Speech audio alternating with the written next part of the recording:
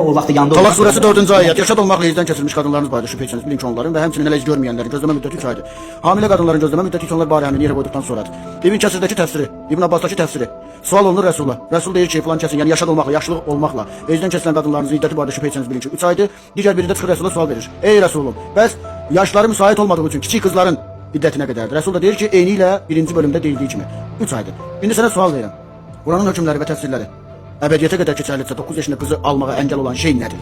Əgər desən ki, qanunlardır, konstitusiyadır, bu səni avtomatik kafir edir. Maidə surəsi 44-cü ayət. Allahın indirdiyi ilə hökm etməyənlər, məhz onlar kafirlərdir. Sən bir qərar ver, sən mürtəd kafirsən yoxsa müsəlmansan?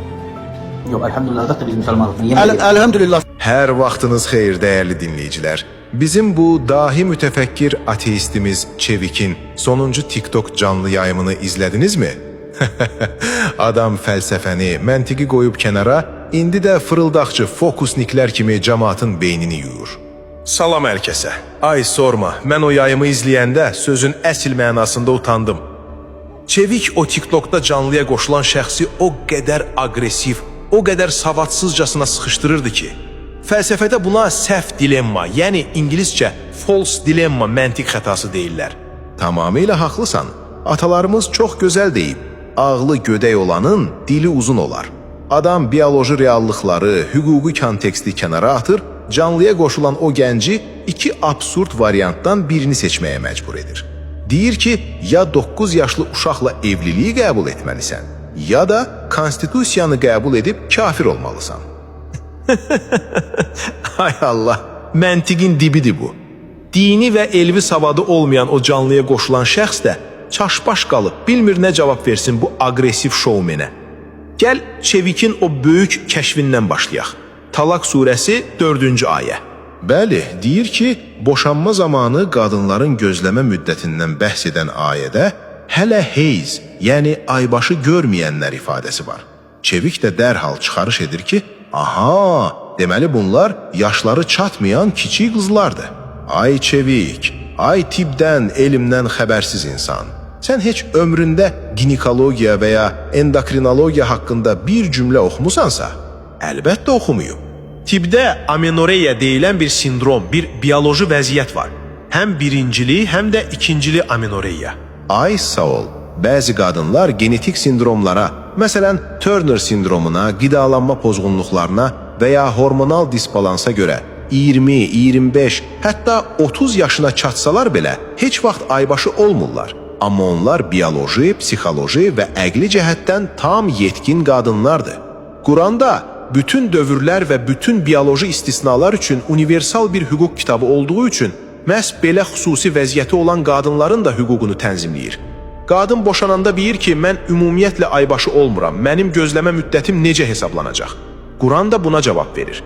Çevik isə bunu tutub uşaq evliliyi kimi sırıyır millətə. Üstəlik, sən evlilikdən danışırsansa, niyə Nisa surəsi 6-cı ayəni gizlədirsən? Quran evlilik üçün rüşd, yəni əqli yetkinlik şərti qoyur. Rüşd insanın psixoloji, sosial və iqtisadi cəhətdən məsuliyyət daşıya biləcəyi qədər yetkinləşməsidir. 9 yaşlı bir uşağın bioloji olaraq heyzdirilməsi belə onda rüşd yarada bilməz. İslam hüququna görə uşaqla nikah bağlamaq Quranın açıq ayələrinə ziddir. İndi gələk o şoun ən kulminasiya nöqtəsinə. O canlıya qoşulan şəxsi küncə sıxdığı ana. Deyir ki, əgər Quranın hökmü əbədidirsə, səni 9 yaşlı uşaqla evlənməyə nə əngəl edir? Devlət, onda sən Maidə surəsi 44-cü ayəyə görə kafirsən. Çünki konstitusiyanı seçdin. Bu qədər dəyərsiz, bu qədər cahilcəslə bir manipulyasiya ola bilməz. Bu adamın İslam fikrindən, yəni hüquq fəlsəfəsindən ümumiyyətlə zərrə qədər anlayışı yoxdur. Şəriətin 5 ali məqsədi var. Dini, canı, ağlı, nəsli və malı qorumaq. Bəli, devlətin konstitusiyası vətəndaşların, xüsusən də uşaqların canını, psixologiyasını və nəsli qorumaq üçün evlilik yaşını 18 müəyyən edir. Bu dünyəvi qanun əslində elə İslamın özünün ali məqsədləri ilə tamamilə üst-üstə düşür. Canlıya qoşulan o gənc uşaq evliliyinə qarşı çıxanda Allahın hökmünə yox, məhz uşaqları qoruyan ədalətli intizami qərara tabi olur. Buna İslam hüququnda məsləhəti mürsələ, yəni ictimai mənfəət deyirlər. O ki qaldı Maidə surəsi 44-cü ayənin təhrifinə, Allahın endirdiyi ilə hökm etməyənlər kafirlərdir ayəsi, yol hərəkəti qaydalarına, nikah yaşına və ya vergi sisteminə aid deyil axı. O ayə Tövratı rüşvət qarşılığı ilə bilərəkdən təhrif edən, zənginləri bağışlayıb, kasıblara cəza kəsən korrupsiyanır hakimlər haqqında nazil olub. Cəmiyyəti, uşaqları istismardan qoruyan qanunu Allahın qanununa qarşı çıxmaq kimi təqdim etmək həqiqətən əxlaqi və elmi iflasdır. Bilərəkdən səhvdə ziddiyyət yaradır. Ya Quran, ya konstitusiya. Halbuki bir müsəlman eyni zamanda həm öz dininə dərindən bağlı ola bilər, həm də sivil bir dövlətin qanunlarına tam hörmət edən vətəndaş ola bilər.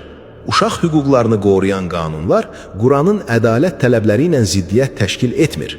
Bəli, Çevikin bu saxta qütübləşdirməsi sırf o TikTok canlı yayımındakı gəncin mənəviyyatına təzyiq edib, onu minlərlə adamın içində biabır etmək üçün qurulmuş ucuz bir şou, fokusdur. Başqa heç nə. Nəticə etibarilə, Çevikin o yayımda səsini ucaldıb lovğalaması elmi sübutlara deyil, yalnız mətinləri natamam təqdim etməyə və amenoreya kimi tibbi reallıqları gizlətməyə əsaslanırdı. 1400 illik mükəmməl hüquq sistemini uşaq istismarı kimi qələmə vermək ancaq bu cür dayaq təfəkkürün məhsulu ola bilər. Bəli, bugünlük də Çevikin cəhalət şousunun sonuna gəldik. Dəyərli dinləyicilərimiz, hər zaman elmi, oxumağı və məntiqi rəhbər tutun. Sağ olun, salamat qalın.